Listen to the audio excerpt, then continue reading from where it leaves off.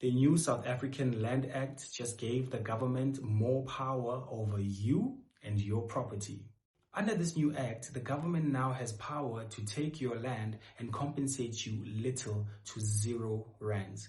Now, most people believe that this is simply an act to correct historical injustices. The truth is, it's not. It is an act that is designed for the government to be able to take not only your land, but your property. Now, property as defined in the Constitution is anything the government can deem as an asset. This includes your car, your house, your furniture, your shares or any other investments that you might have, and of course, your land. Listen to this. The limitation with this bill is that it is not a bill that is intended to address land reform. It is a bill that is intended to empower the state to acquire property in the generic sense, not only land, for the state's own usage. And that much is clear from sections 2 and 3 of the Act. So this is actually not a land act. If you read this act, it's actually a property expropriation act. Which brings me to this. When exactly can the government expropriate your assets? The state uses this term public interest.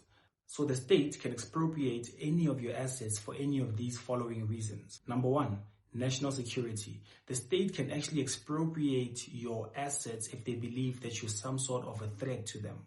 Number 2, environmental impacts. The state can actually take your land if they deem it to be somehow harmful or threatening the environment in any way. Number 3, public health and safety. The state can actually expropriate your property in order to make way for a hospital or even a police station. Number 4, socio-economic development.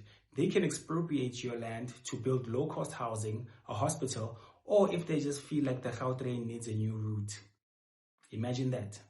Essentially, if the state can justify that expropriating you can lead to some sort of societal benefit, they can take your property and not even have to pay you a cent. And even if they do compensate you, they're going to compensate you the bare minimum because they are by law not required to consider any special value that your properties might have. And as if all of this wasn't enough, listen to this. Takes control or possession of property, including homes of private citizens, farms or factories, or even just barren land that somebody is holding on to. Those custodial takings can occur where the government takes control over that property and effectively do it in perpetuity. So you are deprived of access to land that you once owned or held or were in possession of, and still have to pay whatever loan facility that you took out to pay for that loan. I'm gobsmacked.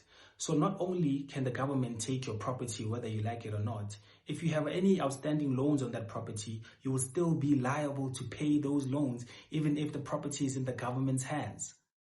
At this point, I don't know whether I should laugh or cry.